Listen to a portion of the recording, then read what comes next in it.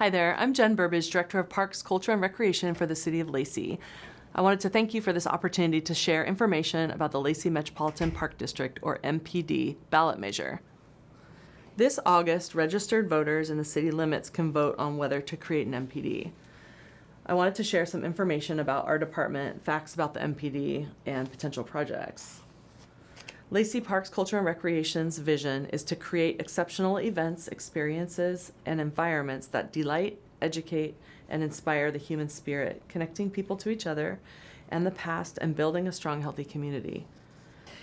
The Parks Department has 40 full-time staff that includes 18 within Lacey Parks and 22 in the Public Works Parks Maintenance Division.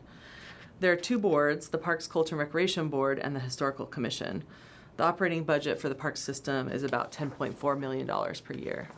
Lacey Parks has over 1,200 acres of parks property. 59% of that is undeveloped or partially developed, and we have a total of 22 developed parks and 4 trails. Here's a breakdown of how Lacey Parks is funded. To operate all our programs and facilities and parks, the majority of the funding comes from the city's general fund. The next highest funding source is from program and rental fees that we bring in. The Public Facilities District, or you might have heard it called the PFD, sales tax is a portion of state sales tax that the city receives specifically for the Regional Athletic Complex, or RAC. Lodging tax is also used primarily for the RAC, the Lacey Museum, and some of our special events. Each year, we offer about 1,000 classes and programs to the community. We create over 350,000 hours of recreation, and there's about 90,000 participants in our classes and our events. In addition, we have some really important partnerships with local businesses and organizations, so like Northwestern Public Schools, Senior Services for South Sound, and there's many others. And together we provide more to the community through programs and events that we partner on. Regarding parks maintenance, our community regularly tells us how great our parks are, and that's largely due to the maintenance and care that our staff give to the facilities. An MPD would fund expanded maintenance, including maintenance of new facilities. It's important to share what goes into keeping parks maintained. So you can see here on the screen, there's a chart with some of the maintenance staff hours from 2024. And as you can see, janitorial and park cleanup are the primary sources of labor. This includes cleaning restrooms, emptying garbage cans, providing safety checks, providing playground inspections and maintenance, and then general park cleanup. So an MPD will be on your August 5th ballot, and here's what Proposition 1 would do. Create the MPD to provide ongoing funding to maintain, operate, and improve parks, trails, and recreational facilities. It would establish the MPD boundaries as the Lacey City limits and be governed by the Lacey City Council. And then it would authorize the tax rate up to a maximum of 45 cents per thousand of assessed property value. MPDs are junior property taxing districts that are authorized by state law. The purpose of the Lacey MPD is to create new park features and facilities, operate those facilities, and be able to expand maintenance and programs. An MPD provides ongoing dedicated funding for new park features that may otherwise take longer to complete or may not occur. So here's what the cost to a property owner may be. If you look at this chart, you can see the example of an owner with an assessed value of $500,000. They would pay $225 per year, or $18.75 per month. Regarding revenue and budgeting, the MPD would generate an estimated $5.9 million per year. The intent is to supplement, not replace, existing parks and recreation funds. And the Lacey City Council would serve as the MPD board and approve the budget. So our Parks, Culture, and Recreation Board and Historical Commission would remain as they are right now, providing recommendations still to the council. So there's two main priorities for the MPD: new park features and expanded maintenance.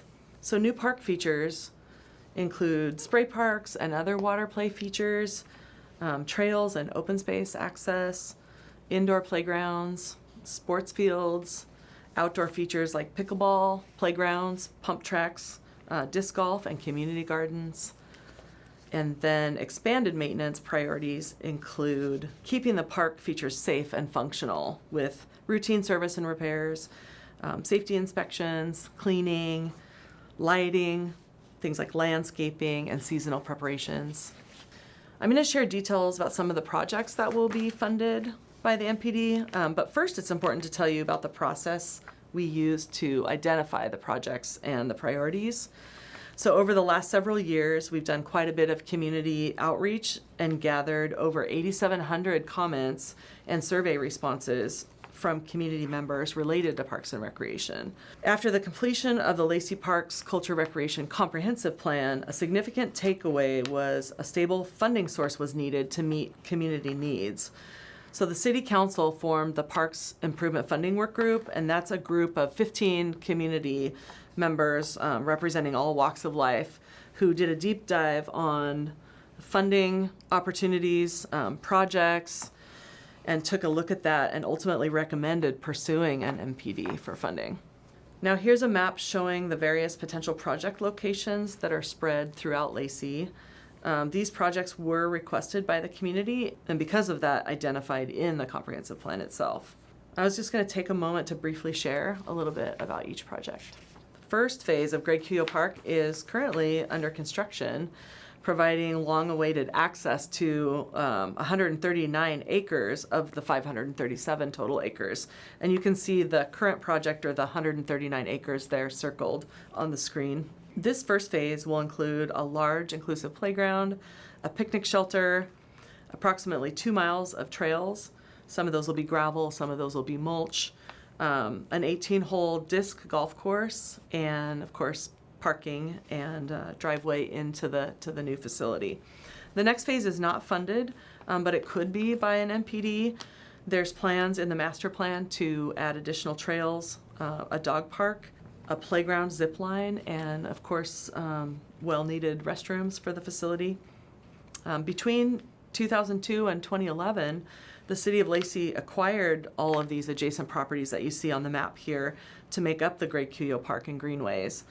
And this is a great example of how projects can take decades, really, to secure property and to get grants and slowly save to be able to fund the project and put that funding package together. So we're excited about the development of this park because it's one of the only parks in North Lacey that is north of I-5. By opening this park, we're finally providing access to an underserved part of the community. Now, regarding the Virgil S. Clarkson Senior Center, it has 2 significant needs due to overcrowding: expansion of the facility and additional parking. The senior center is often full and overflow parking is necessary, but it really isn't practical or safe. Often folks with mobility constraints are wanting to get to the senior center, and you can see by the map here that the overflow parking is quite a distance from the senior center itself. And so this can pose some challenges. We have a great partnership with Senior Services for South Sound. They're a nonprofit organization that manages the programs inside the building, and the city owns the facility and is responsible for the facility and its maintenance. So Brooks Park is a 1.1 acre park tucked away off College Street. It's not very big, but it has a nice open green space, a small gravel parking lot, and that's it. There's no amenities. So we want to develop the park focusing on adding a small playground. So 2 lake projects are on the project list: Long Lake Park and Wanchers Park, which is on Hicks Lake. In 2022, the city acquired an additional 1.8 acres next to Long Lake Park, and you can see that there on the map. This is a beautiful property with waterfront access, and we'd like to make that accessible to the public as well as the rest of the park. In addition, the existing park site at Long Lake is in real need of improvements, such as addressing the beach slope and some of the erosion that's taking place. Long Lake Park is the city's only outdoor swimming area, making it a very popular location. It's packed during the summer. If you go down there, it's a lot of fun, and there's a lot of people. Wanchers Park is a hidden gem that's minimally developed. We need an updated master plan at this site, but the site, will need expanded trails, more parking, a swim area, and a possible fishing area. The community has big plans for Rainier Vista Park, including 4 new pickleball courts, a spray park, and outdoor table tennis courts.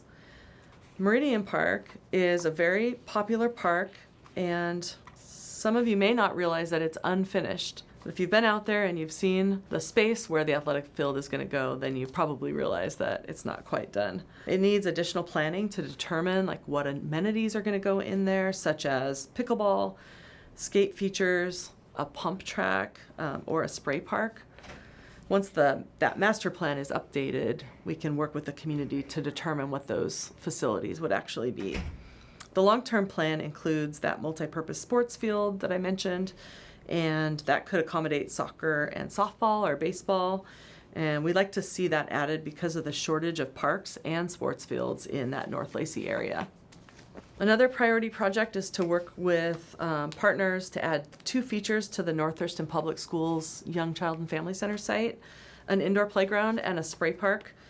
Our goal is to be able to add to the exciting synergy that's happening at the site. We understand that kids learn both inside the classroom and outside the classroom, and so the Young Child and Family Center will provide early learning classrooms, and the city and other partners would like to come in with some recreation activities for families and preschoolers, since we all serve the same community members.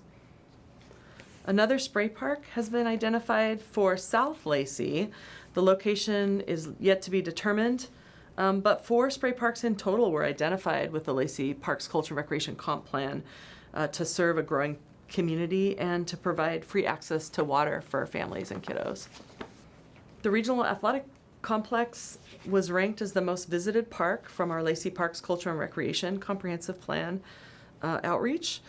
While it is an amazing sports facility that creates a local economic impact of over $15 million per year, it's equally important to community members and kids for use of the walking paths and the 3 playgrounds. And there's a lot of free use opportunities at that site. Maintaining the RAC needs to be priority to serve the many community members who frequently use it and to keep the fields in premier condition to attract tournaments from the region. The RAC playgrounds are the most heavily used in our system, and they've degraded rapidly. While they're not the oldest playgrounds in our inventory, they're all in need of replacement over the next couple of years. So I wanted to highlight some of the maintenance projects that could be funded through an MPD. Homan Park needs a renovated picnic area because the asphalt is cracking, and there's 2 Douglas fir trees have grown too large for the enclosure. The trees will eventually die if the project isn't completed. Lake Point Park also needs resurfacing of the tennis and basketball courts due to significant cracking, and Wonderwood Park has some trail segments that are aging and need repair as well due to cracking. In the next few years, many playgrounds will be due for replacement, including Rainier Vista, Thornberry Park, and Huntemer Park. For example, Rainier Vista Playground is 21 years old. The consequences, of having amenities this old means that it's out of warranty. That means it gets real expensive to repair, and replacement parts just aren't always available anymore. So regarding previous Lacey Parks investments, 23 years ago, Lacey voters approved a parks bond issue for almost $10 million, and that bond funded parks improvements in Lacey at many park sites that are listed here on the screen.